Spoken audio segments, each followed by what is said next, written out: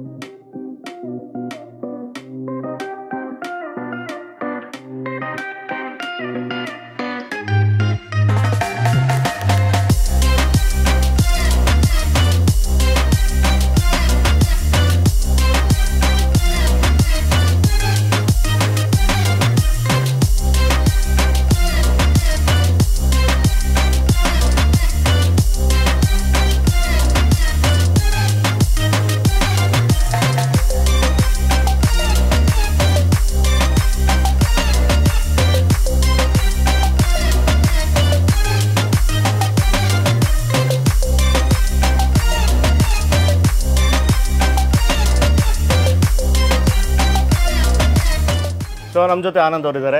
ಅವ್ರನ್ನ ಮಾತಾಡ್ಸೋಣ. ಸರ್ ನಮಸ್ಕಾರ. ಸರ್ ನಮಸ್ತೆ. ಸರ್ ಹೇಗಿದ್ದೀರಾ? ಹಾಂ ಚೆನ್ನಾಗಿದೆ ಸರ್. ನಾವು ಆಲ್ರೆಡಿ ಬಂದು ನಿಮಗೆ ಗೊತ್ತಿಲ್ಲ. ಸೊ ಇಲ್ಲಿ ಬಂದು ಆಲ್ರೆಡಿ 5 ವರ್ಷ ಆಯಿತು. ಸೊ ಆವಾಗಲೇ ಬಂದು ವೀಡಿಯೋ ಮಾಡ್ಕೊಂಡು ಹೋಗಿದ್ವಿ. ಸೊ ನಿಮ್ಮದು ಇಂಟರ್ವ್ಯೂ ನಿಮ್ಮನ್ನ ಮಾತಾಡ್ಸಿರ್ಲಿಲ್ಲ, ಬ್ಯುಸಿ ಇದ್ರಿ. ಮೇಕಿಂಗ್ ಮಾತ್ರ ತೊಗೊಂಡು ನಾವು ತಿನ್ಕೊಂಡು ಆವಾಗಲೇ ಹೋಗಿದ್ವಿ. ಸೊ ನಾವು ಚಾನಲ್ ಶುರು ಮಾಡಿದ್ದು ಹೊಸದ್ರಲ್ಲಿ ಅವಾಗ. ಸೊ ಇವಾಗ ಚಾನ್ಸ್ ಸಿಕ್ತು, ಸೊ ಅದಕ್ಕೆ ಮಾತಾಡ್ಸೋಣ ಅಂತ. ಸೊ ಆಲ್ರೆಡಿ ಗೊತ್ತು ಎಲ್ಲರಿಗೂ, ರೆಸಿಪಿ ಎಲ್ಲ ನೋಡಿರ್ತಾರೆ. ಆ ರೆಸಿಪಿನೂ ತೋರಿಸ್ಬಿಟ್ಟಿದ್ದೀರಾ ಅನ್ಸುತ್ತಲ್ಲ? ಹೌದು. ಆದ್ರೂ ನಮ್ಮ ವ್ಯೂವರ್ಸ್ಗೆ ಯಾರು ನೋಡಿಲ್ಲ ಅವ್ರಿಗೆ ಸೊ ಆನಂದ್ ಬಿರಿಯಾನಿ ಏನು ಸ್ಪೆಷಲ್ಲು, ಸೊ ಆ ಮಸಾಲೆ ಯಾವ ಥರ ತಯಾರು ಮಾಡ್ತೀರಾ, ಮತ್ತು ಎಷ್ಟು ಕ್ವಾಂಟಿಟಿನಲ್ಲಿ ಬಿರಿಯಾನಿ ಮಾಡ್ತೀರಾ, ಒಂದು ಇನ್ಫಾರ್ಮೇಷನ್. ಸುಮಾರು ನಾವು ಒಂದು 25 ವರ್ಷದಿಂದ ನಾವು ಹೋಟ್ಲ್ ಮಾಡಿರೋದು. ನಾವೆಲ್ಲ ಇದು ಸ್ವಂತ ಐಟಮೇ ನಾವು ರೆಡಿ ಮಾಡ್ತೀವಿ. ಓಕೆ. ಆಮೇಲೆ ಈ ಕುರಿ ಎಲ್ಲ ನಾವೇನು ಮಾಡ್ತೀವಿ ಅಂತ ಹೇಳಿದ್ರೆ, ಈ ನಮ್ಮ ಮಟನ್ ಮಾರ್ಕೆಟ್ ಅವ್ರ ಕೈಲಿ ನಾಟಿ ಕುರಿ ಪರ್ಚೇಸ್ ಮಾಡಿಸ್ತೀವಿ. ಓಕೆ. ನಾಟಿ ಕುರಿ ಪರ್ಚೇಸ್ ಮಾಡಿ ಎಲ್ಲ ರೈತರುಗಳ ಹತ್ರ ಪರ್ಚೇಸ್ ಮಾಡಿ ಮಟನ್ ಮಾರ್ಕೆಟ್ ತಂದು ಅಲ್ಲಿಂದ ನಾವು ಡಿಸ್ಟ್ರಿಬ್ಯೂಟರ್ ಮಾಡಿಕೊಂಡು ಬಿರಿಯಾನಿ ಮಾಡ್ತೀವಿ. ಫಸ್ಟ್ ಕುರಿ ಪರ್ಚೇಸ್ ಮಾಡಿ ಇಟ್ಕೊಂಡ್ಬಿಟ್ಟಿರ್ತೀರಾ, ಇಲ್ಲಾಂದರೆ ಯಾವಾಗ ವಾರಕ್ಕೊಂದ್ಸಲ ಆ ಥರ ಯಾವ ಥರ ತೊಗೊತೀರಾ? ವಾರಕ್ಕೆ 3 ಕಿತ ನಾವು ಬಿರಿಯಾನಿ ಮಾಡ್ತಾಯಿದ್ದೀವಿ. ಅದು ನಮ್ಮ UK ಪರ್ಚೇಸ್ ಮಾಡಿಸ್ತೀವಿ. ನಮಗೆ ಯಾವ ನಮ್ಮ ಸ್ಟಾಲ್ ಇದೆಯಲ್ಲ, ಆ ಸ್ಟಾಲ್ ಕೈಯಿಂದನೇ ಸಪ್ರೇಟ್ ನಾವು ನಾಟಿ ಕೋರಿ ಸಪ್ರೇಟಾಗಿ ತರಿಸ್ಬಿಟ್ಟು ಸ್ಟಾಕ್ ಮಾಡ್ತೀವಿ. ಸುಮಾರು ನಾವು 25 ವರ್ಷದಿಂದನೂ ಒಂದೇ ಕಡೆ ಮೇಂಟೈನ್ ಮಾಡ್ತಾ ಇದ್ದೀವಿ.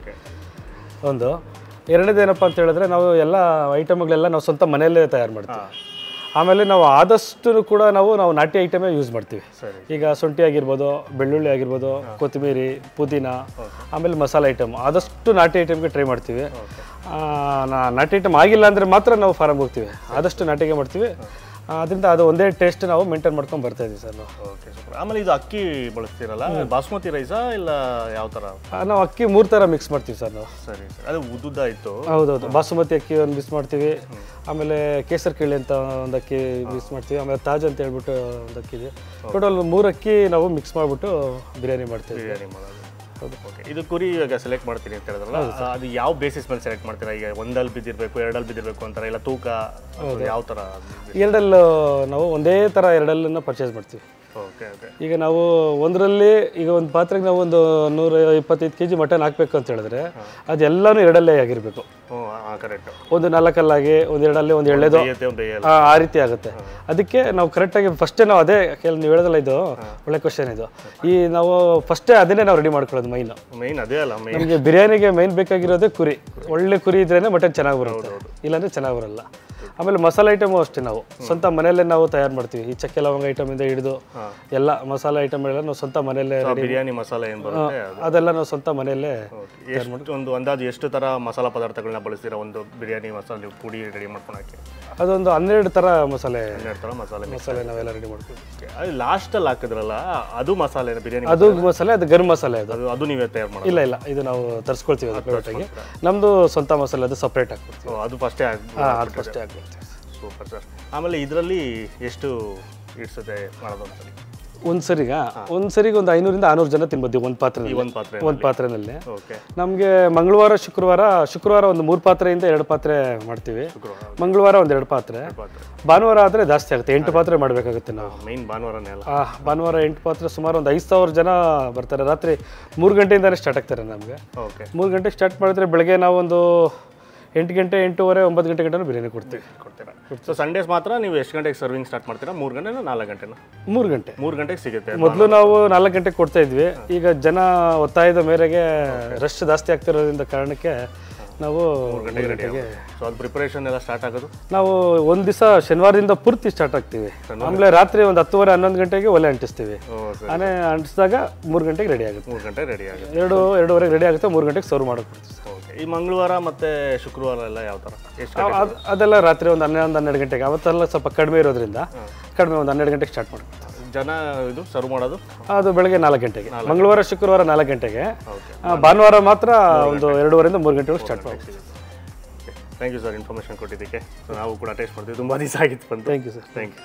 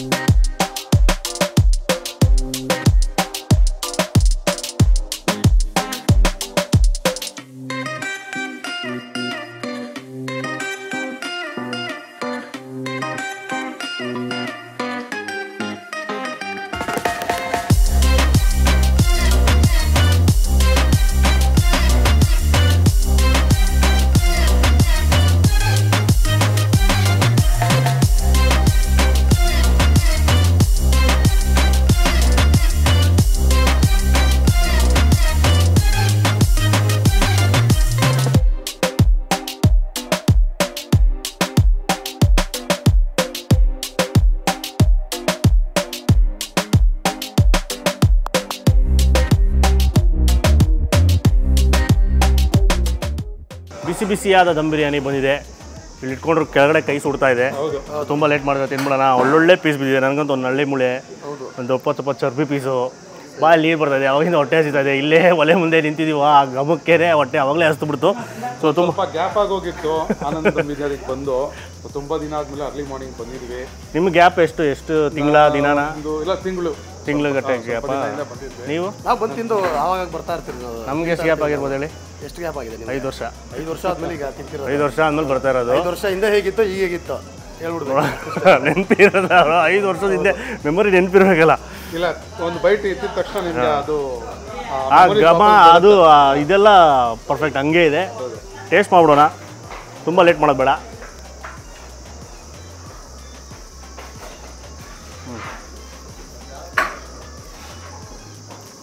ಒಳ್ಳೆ ಮಸಾಲೆ ಜೊತೆಯಲ್ಲಿ ಆ ಚರ್ಬಿ ಫ್ಲೇವರು, ತುಪ್ಪ ಮಟನಿನ ತುಪ್ಪ ಅದೇ ಮೆಲ್ಟಾಗಿ ಅದ್ರ ಫ್ಲೇವರ್ ಅಲ್ಟಿಮೇಟಾಗಿ ಬರೋದು.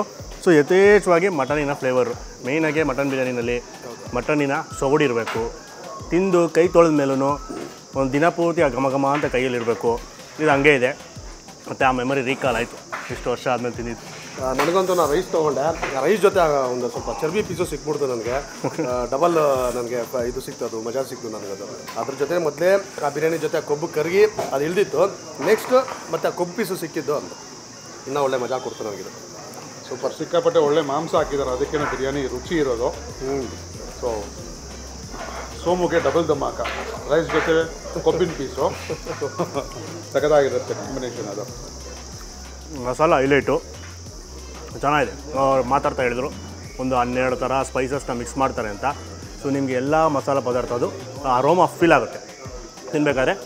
ಲೈಟಾಗೆ ಆ ಖಾರ ತಿಂತ ಆ ಖಾರ ಇನ್ನು ಸ್ವಲ್ಪ ಲೈಟಾಗಿ ಬಿಲ್ಡ್ ಆಗುತ್ತೆ. ಈ ಬೆಳಗ್ಗೆ ನೀವು ಅರ್ಲಿ ಮಾರ್ನಿಂಗ್ ಬಂದಾಗ ಚಳಿಗೆ ಇದೊಂಥರ ತಿಂತಾಯಿದ್ರೆ ನಿದ್ದೆ ಕಣ್ಣು ಹಂಗೆ ಹೊಟ್ಟೋಗುತ್ತೆ, ಕೂದಲೆಲ್ಲ ನಿಂತ್ಕೊಬಿಡುತ್ತೆ. ಸೊ ಚುಮು ಅಂತ ಇರುತ್ತೆ ನಮಗೆ ಬಾಯಿ ಎಲ್ಲನೂ. ತುಂಬ ಖಾರ ಇಲ್ಲ, ಸೊ ಮ್ಯಾನೇಜಬಲ್. ಆರಾಮಾಗಿ ಯಾರು ಬೇಕಾದ್ರು, ಲೇಡೀಸ್ ಇರ್ಬೋದು, ವಯಸ್ಸಾಗಿರೋರು, ಮಕ್ಕಳು ಯಾರು ಬೇಕಾದ್ರೂ ಟ್ರೈ ಮಾಡ್ಬೋದು, ಆರಾಮಾಗಿ ತಿನ್ಬೋದು. ಈ ಬಿರಿಯಾನಿಗೆ ಇನ್ನೊಂದು ಏನಂತ ಹೇಳಿದ್ರೆ, ಒಳ್ಳೆ ಎರಡೆಲ್ಲ ಹಾಕಿರೋ ಕುರಿಗಳನ್ನ ತೊಗೊಂಡು ಹಾಕೋದ್ರಿಂದ ಆ ಮಾಂಸದ ಜೊತೆ ಕೊಬ್ಬಿರುತ್ತೆ. ಆ ಕೊಬ್ಬೆಲ್ಲ ನೀಟಾಗಿ ಆ ಬಿರಿಯಾನಿಗೆ ಹಿಡಿದಿದೆಯಲ್ಲ, ಸಿಕ್ಕಾಪಟ್ಟೆ ಅದು ಟೇಸ್ಟೇ ಒಂಥರ ಚೆನ್ನಾಗಿರುತ್ತಲ್ವ. ಪ್ರತಿ ಹಗಲಿನಲ್ಲೂ ಒಂದು ಆ ಟೇಸ್ಟ್ ಸಿಗುತ್ತೆ ನಿಮಗೆ. ಇವ್ರು ಇನ್ನೊಂದು ಓಜಿಸ್ ಆಫ್ ಹೊಸಕೋಟೆ ಅಂತಲೇ ಕರಿಬೋದು, ಹೊಸಕೋಟೆ ಬಿರಿಯಾನಿ ಅಂತಲೇ ಕರಿಬೋದು. One of the top biryani ಹೊಸಕೋಟೆನಲ್ಲಿ ಸಿಗೋದು. ಸೊ ನೀನು ಎಷ್ಟು ವರ್ಷದಿಂದ? ನಾನು 22 ವರ್ಷ ಹಿಂದೆಗಡೆ ನಾನು ತಿನ್ಬೇಕಾದ್ರೆ 40 ರಿಂದ 45 ರೂಪಾಯಿ ಇತ್ತು. ಆಪೋಸಿಟ್ ಇತ್ತಿಲ್ಲಿ ನಾವು ಇಲ್ಲಿ ಬಂದು ತಿಂತಿದ್ವಿ. ನಾವು 40 ರಿಂದ 45 ಇತ್ತು ಆಗ ನೀವು ತಿನ್ಬೇಕಾದ್ರೆ. ನಾವು ತಿನ್ಬೇಕಾದ್ರೆ. ಬಟ್ ಅವರು ಹೇಳಿದ್ದು, ಅವರು ಶುರು ಮಾಡಿದಾಗ ಇನ್ನೂ ಕಮ್ಮಿ, ಅವ್ರಿಗೆ ಇನ್ನೂ ಕಮ್ಮಿಗೆ ಅವಾಗ ಬಿತ್ತು. 18 ರೂಪಾಯಿ. 18 ರೂಪೀಸ್ಗೆ, ಅವಾಗ 18 ರೂಪೀಸ್ಗೆ ಬಿರಿಯಾನಿ ಸಿಗ್ತಾಯಿತ್ತು. ಈಗ ಈ 280 ಆಗಿದೆ. ಸೊ ಇದು ಹಂಗೆ ಬೆಳೆದಿದೆ ಎಲ್ಲ ಪದಾರ್ಥಗಳು, ರೇಟೆಲ್ಲನೂ. ಮಟನ್ ಅಷ್ಟೇ, ಆಗ 800 ರೂಪಾಯಿ ಸಿಕ್ತಿತ್ತು ಕೆಜಿ, ಇವತ್ತು 800 ರೂಪಾಯಿ ಮಟನ್. ಅದು ನಿಂಗೆ ಬೇಕಾಗಿರೋ ಕುರಿ ಬೇಕು, ಇನ್ನೂ ಜಾಸ್ತಿ ಸೆಲೆಕ್ಷನ್ ಬೇಕು ಅಂದರೆ. ಸೊ ಅದೊಂದು ಇಲ್ಲಿ ಇಷ್ಟ ಆಗಿದೆ ಏನಂದರೆ ಮಟನ್ ಸೋರ್ಸ್ ಮಾಡೋ ರೀತಿ. ಯಾಕಂದರೆ ಈಗ ಒಂದು ದಮ್ ಹಾಕ್ತೀವಿ ಅಂದರೆ ಒಂದೇ ಥರ ಎಳೆದಾಕಿದ್ರೆ ಫುಲ್ ಎಳೆದಾಕಬೇಕು, ಒಂದೇ ಏಜಿಂದ ಹಾಕಬೇಕು. ಆವಾಗ ಫುಲ್ಲು ನೀಟಾಗಿ ಬಂದಿರುತ್ತೆ ಎಲ್ಲ ಪೀಸಸ್ಸು ಒಂದೇ ಹದದಲ್ಲಿ. ಒಂದು ದೊಡ್ಡದು ಒಂದು ಚಿಕ್ಕದು ಹಾಕಿದಾಗ ಒಂದು ಪೀಸ್ ಬೆಂದಿರುತ್ತೆ, ಒಂದು ಪೀಸು ಬೆಂದಿರಲ್ಲ. ಒಂದು ಪೀಸು ನೀಟಾಗಿ ಕಿತ್ಕೊಂಡೆ, ಜಾಸ್ತಿ ಕಷ್ಟಪಡೋ ಅವಶ್ಯಕತೆ ಇಲ್ಲ, ನೀಟಾಗಿ ಬೆಂದಿದೆ. ಪರ್ಫೆಕ್ಟಾಗಿ ಬಂದಿದೆ ಮಾಂಸ. ಕರೆಕ್ಟಾಗಿದೆ. ಮಾಂಸ ಹೆಂಗೆ ಬೆಂದಿರಬೇಕು ಅಂದರೆ ಮಾಂಸ ತಿಂತಾಯಿದ್ದೀವಿ ಅಂತ ಅನಿಸ್ಬೇಕು. ಸ್ವಲ್ಪ ಅಗಿಬೇಕು, ತುಂಬಾ ಸಾಫ್ಟಾಗಿರಬಾರ್ದು, ತುಂಬಾ ಗಟ್ಟಿ ಇರಬಾರ್ದು, ಮಧ್ಯದಲ್ಲಿ. ಸೊ ಇದು ಹಂಗೆ ಇದೆ. ಸೊ ಹೇಳೋಣಲ್ಲ, ಪರ್ಫೆಕ್ಟಾಗಿ ಬಂದಿದೆ. ಒಂದು 2-3 ಪೀಸ್ ಹಂಗೆ ಕಿತ್ತು ನೋಡಿದೆ. ಎಲ್ಲ ನನ್ನ ಪ್ಲೇಟಲ್ಲಿ ಏನೇನು ಬಂದಿದೆ, ನಾವು ಒಂದು 4-5 ಪೀಸು ಎಲ್ಲನೂ ಕರೆಕ್ಟಾಗಿ ಅದು ಹೆಂಗೆ ಪರ್ಫೆಕ್ಟಾಗಿ ಒಂದು ಪೀಸ್ ಹೆಂಗೆ ಬಂದಿತ್ತು ಅದೇ ಥರ ಅದು ಬಂದಿದೆ. ಅದು ಇಷ್ಟ ಆಯಿತು. ಮಟನ್ ಬೇಯಿಸೋ ಪ್ರೋಸೆಸ್ಸೇ ಸೂಪರ್ ಅಲ್ವಾ? ಹೌದು. ಅದು ಜಾಸ್ತಿ ಬೆಂದಿರಬಾರ್ದು. ಅದೇ ಜಾಸ್ತಿ ತಿಂದಾಗ ಏನಪ್ಪ ಇದು ಬೆಂದೇ ಇಲ್ಲ ಅಂತಲೂ ಹೇಳ್ಬಾರ್ದು. ಏನಪ್ಪ ಮಾಂಸನೇ ಸಿಗ್ತಾ ಇಲ್ಲ, ಮುಟ್ಟಿದ್ರೆ ಹೋಗುತ್ತೆ ಅನ್ನೋ ಅನ್ಬಾರ್ದು. ಕರೆಕ್ಟಾಗಿದೆ. ಆಮೇಲೆ ಇನ್ನೊಂದೇನೆಂದರೆ ಹೈಲೈಟು ಅದೇ ಅವ್ರು ಮಸಾಲ ಪುಡಿ ಹಾಕ್ಕೊತಾರೆ. ನಿಮಗೆ ಮಸಾಲ ಪದಾರ್ಥಗಳು ಹಂಗಂಗೆ ಅಲ್ಲಿ ಸಿಗಿ ನಿಮ್ಗೆ ಇರಿಟೇಷನ್ ಮಾಡಲ್ಲ, ಎಲ್ಲ ಗ್ರೈಂಡ್ ಆಗಿ ಪುಡಿ ಆಗಿರುತ್ತೆ. ಸೊ ಎಲ್ಲ ಕಣಕಣಕ್ಕೂ ಇದು ಅಕ್ಕಿದು ಅನ್ನಕ್ಕೆ ನೀಟಾಗಿ ಕೋಟ್ ಆಗಿರುತ್ತೆ ಮಸಾಲೆ. ನಾನು ಮಾತಾಡ್ತಾ ಅರ್ಧ ಬಿರಿಯಾನಿ ಮುಗಿಸ್ಬಿಟ್ಟೆ. ಇನ್ನು ಈ ಬಿರಿಯಾನಿ ಅಂದರೆ ಹೆಂಗೆ ಅಂದರೆ ಮಜಾ ಸಿಗುತ್ತೆ ಅಂದರೆ, ದಮ್ ಹೊಡೆದ ತಕ್ಷಣ ಬಿರಿಯಾನಿ ತಿನ್ನಬೇಕು. ಬಿಸಿ ಆವಾಗಲೇ ಬಿರಿಯಾನಿ.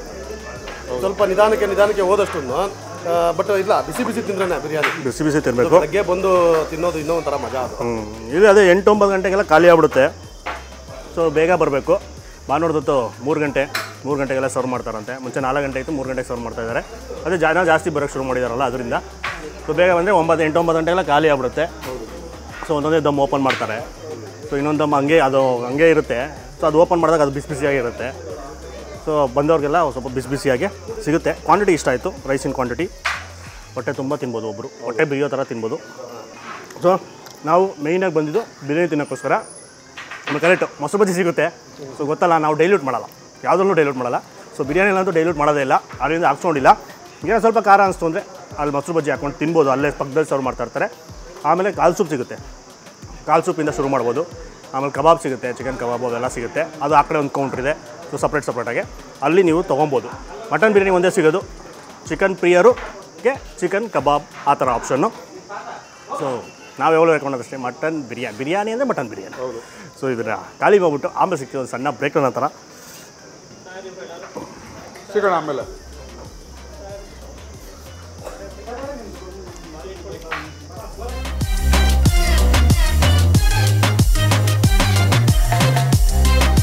ಫೈನಲಾಗೆ ಒಂದು ಒಳ್ಳೆ ಬ್ಯಾಟಿಂಗ್ ಮಾಡಿದ್ವಿ. ಸೊ ತುಂಬ ದಿನ ಆಗಿತ್ತು ನಾನು ಒಂದು ಫುಲ್ ಬಿರಿಯಾನಿ ತಿಂದು. ನಮ್ಮದು ಅದೇ ಫುಲ್ ಬಿರಿಯಾನಿ ತಿನ್ನೋಕ್ಕಾಗ್ತಿರ್ಲಿಲ್ಲ. ಸೊ ಎಲ್ಲ ಗುಂಪಲ್ಲಿ ಹೋಗ್ತಾಯಿದ್ವಿ, ಎಲ್ಲರೂ ಶೇರ್ ಮಾಡ್ಕೊಂಡು ತಿಂತಾಯಿದ್ವಿ ಲಾಸ್ಟಲ್ಲಿ ಶೂಟ್ ಆದಮೇಲೆ. ಸೊ ಇದು ಗ್ಯಾಪ್ ಆಗಿತ್ತಲ್ಲ, ಗ್ಯಾಪ್ ಆಗಿದ್ದಕ್ಕೋಸ್ಕರ ಮತ್ತೆ ಯಾವಾಗ ಬರ್ತೀವೋ ಹೇಳೋಕ್ಕೆ ಗೊತ್ತಿಲ್ಲ. ಸೊ ಅದಕ್ಕೆ ತಿಂದ್ಬಿಡೋಣ ಅಂದ್ಬಿಟ್ಟು ಆರಾಮಾಗಿ ನೆಮ್ಮದಿಯಾಗಿ ಕೂತ್ಕೊಂಡು ತುಂಬ ಹೊತ್ತು ಟೈಮ್ ತೊಗೊಂಡು ತಿಂದು ಹೊಟ್ಟೆ ಊದಿಸ್ಕೊಂಡು ಬಂದು ನಿಂತಿದ್ದೀವಿ. ಸೊ ಸ್ಯಾಟಿಸ್ಫೈಡ್ ಆಯಿತು. ಆಮೇಲೆ ಟೇಸ್ಟ್ ಬಗ್ಗೆ ಸೇಮ್ ಮುಂಚೆ ಹೇಗಿತ್ತು, ನಾವು ಅವಾಗ ನಂದು ತುಂಬ ಗ್ಯಾಪ್ ಆಯಿತು, 5 ವರ್ಷ ಆಯಿತು. ಸೊ ಅದೇ ಥರ ಸೇಮ್ ಟು ಸೇಮ್ ಇದೆಯಾ ಅಂತ ಎಕ್ಸಾಕ್ಟಾಗಿ ಹೇಳೋಕ್ಕಲ್ಲ, ಬಟ್ ಒಂದು ಇದಿರುತ್ತಲ್ಲ ಮೆಮೊರಿ, ಆ ಟೇಸ್ಟಿಂದು ನಾಲ್ಗೆಗೆ ಇಟ್ಟಿದ ತಕ್ಷಣ ಸ್ಮೆಲ್ಲು ಮತ್ತು ನಾಲ್ಗೆಲ್ಲಿ ಗೊತ್ತಾಗುತ್ತಲ್ಲ, ಅದ್ರ ಕಂಪೇರ್ ಮಾಡಿದ್ರೆ ಸೇಮ್ ಇದೆ. ಖಾರ ಕಮ್ಮಿ ಇದೆ, ಜಾಸ್ತಿ ಖಾರ ಇಲ್ಲ. ಸೊ ತುಂಬ ಮಸಾಲೆ ಭರಿತವಾಗಿಲ್ಲ ಈ ಸಲ. ಸೊ ನೀವು ಆರಾಮಾಗಿ ಯಾರು ಬೇಕಾದ್ರೂ ತಿನ್ಬೋದು, ತಿಂತ ಖಾರ ಬಿಲ್ಡ್ ಆಗುತ್ತೆ, ಅದೊಂದು ಇಷ್ಟ ಆಯಿತು. ಇನ್ನು ಸತ್ಯ ಬ್ರೋ ಅವರೇ ನಿಮ್ಗೆ ಏನಾಯಿತು? ಅದೇ ಎಲ್ಲ ಏಜ್ ಗ್ರೂಪ್ ಅವರು ತಿನ್ಬೋದು. ಸೊ ಇನ್ನೂ ಬೆಂಗಳೂರಿನಲ್ಲಿದ್ದು ಆನಂದ್ ದಮ್ ಬಿರಿಯಾನಿಗೆ ವಿಸಿಟ್ ಮಾಡದೇ ಇರೋ ಯಾರೂ ಇರೋಲ್ಲ, ಹಾಗಾಗಿ ಬಂದು ಹೋಗ್ತಾ ಇರಿ, ಚೆನ್ನಾಗಿರುತ್ತೆ. ಸೊ ಹೊಸಕೋಟೆಗೆ ಹಳಬರಿ ಇವರು 25 ವರ್ಷ ಇಂದ ಮಾಡ್ಕೊಂಡು ಬಂದಿದ್ದಾರೆ ಅಂತಂದರೆ ಇಷ್ಟು ತನಕ ಬಂದಿದ್ದಾರೆ ಅಂತ ಹೇಳಿ ಸೂಪರಾಗಿದೆ. ಆಮೇಲೆ ಇಲ್ಲಿ ಸಿಗೋದೊಂದು ಮಟನ್ ಬಿರಿಯಾನಿ ಒಂದೇ. ಸೊ ಮಟನ್ ಪ್ರಿಯರ್ಗೆ ಅಂತಲೇ ಮಾಡಿರೋ ಜಾಗ. ಸೊ ಚಿಕನ್ ಪ್ರಿಯರ್ಗೆ ಚಿಕನ್ ಫ್ರೈ, ಚಿಕನ್ ಕಬಾಬ್ ಮತ್ತು ಇನ್ನು ಮಟನ್ ಪ್ರಿಯರ್ಗೆ ಮತ್ತು ಕಾಲು ಸೂಪು ಇದು ಸಿಗುತ್ತೆ ಆಪ್ಷನ್ನು. ಅದನ್ನು ಕೂಡ ಟ್ರೈ ಮಾಡ್ಬೋದು. ವಾರದಲ್ಲಿ 3 ದಿವಸ ಅವಾಗಿಂದನೂ ಸೇಮ್, ಇವಾಗಲೂ ಅಷ್ಟೇ ಸೇಮ್. ಡೈಲಿ ಏನು ಮಾಡಿಲ್ಲ, ಇನ್ನೂ ಶುರು ಮಾಡಿಲ್ಲ. ಸೊ 3 ದಿವಸ ಸಿಗುತ್ತೆ. ಭಾನುವಾರದೊತ್ತು 3 ಗಂಟೆಗೆ ಸರ್ವ್ ಮಾಡ್ತಾರಂತೆ, ಸ್ವಲ್ಪ ಬೇಗ ಸಿಗುತ್ತೆ ವೀಕ್ ಡೇ ಕಂಪೇರ್ ಮಾಡಿದ್ರೆ. ಸೊ ಲಾರ್ಜ್ ಕ್ವಾಂಟಿಟಿನಲ್ಲಿ ಮಾಡ್ತಾರೆ ಇನ್ನೂ. ಸೊ ನೀವು ಯಾವ ಟೈಮಲ್ಲಿ ನೋಡ್ಕೊಂಡು ಕಮ್ಮಿ ಜನ ಇದ್ದಾಗ ಬರಬೇಕು ಅಂದರೆ ವೀಕ್ ಡೇಸಲ್ಲಿ ಬನ್ನಿ. ಇಲ್ಲ ನಾನು ಭಾನುವಾರ ನಂಗೆ ರಜಾ ಸಿಗೋದು ಅವಳು ತಿಂದ್ರೆ ಮಜಾ ಅಂದರೆ 3 ಗಂಟೆಗೆ ಭಾನುವಾರದೊತ್ತು ಬಂದು ಎಂಜಾಯ್ ಮಾಡಿ. ಸ್ವಲ್ಪ ರಶ್ ಇರುತ್ತೆ. ಆಮೇಲೆ ಟೇಸ್ಟ್ ಬಗ್ಗೆ ಹೇಳಬೇಕು ಅಂದರೆ ಟೇಸ್ಟ್ ಬಂದು ಸಬ್ಜೆಕ್ಟಿವು. ಸೊ ಒಬ್ರಿಗೆ ಒಂದು ಟೇಸ್ಟ್ ಇಷ್ಟ ಆಗುತ್ತೆ, ಇನ್ನೊಬ್ರಿಗೆ ಇನ್ನೊಂದು ಟೇಸ್ಟ್ ಇಷ್ಟ ಆಗುತ್ತೆ. ನಮ್ಮ ಮನೆ ಊಟ ನಮ್ಮ ಪಕ್ಕದ ಮನೆಯವ್ರಿಗೆ ಇಷ್ಟ ಆಗಲ್ಲ, ಪಕ್ಕದ ಮನೆಯವ್ರ ಊಟ ನಮ್ಗೆ ಇಷ್ಟ ಆಗಲ್ಲ. ಸೊ ಆ ಥರ ಇರುತ್ತೆ. ಸೊ ಅದೆಲ್ಲ ಡಿಪೆಂಡು, ಅದೇನು ಮಾಡೋಕ್ಕಾಗಲ್ಲ. ಸೊ ಒಂದ್ಸಲಿ ಟ್ರೈ ಮಾಡಿ, ನಿಮ್ಗೆ ಏನು ಅನಿಸ್ತು ಅನ್ನೋದನ್ನ ಕಮೆಂಟ್ ಮಾಡಿ. ಆಮೇಲೆ ನಮ್ಮ ಚಾನಲ್ಲು ಮತ್ತು ಅವರ ಚಾನಲ್ಲು ಫುಡ್ ಪ್ಯಾರಡೈಸ್ ಟಿವಿನ ಸಬ್ಸ್ಕ್ರೈಬ್ ಮಾಡ್ಕೊಳ್ಳೋದನ್ನ ಮರಿಬೇಡಿ. ನಮಸ್ಕಾರ.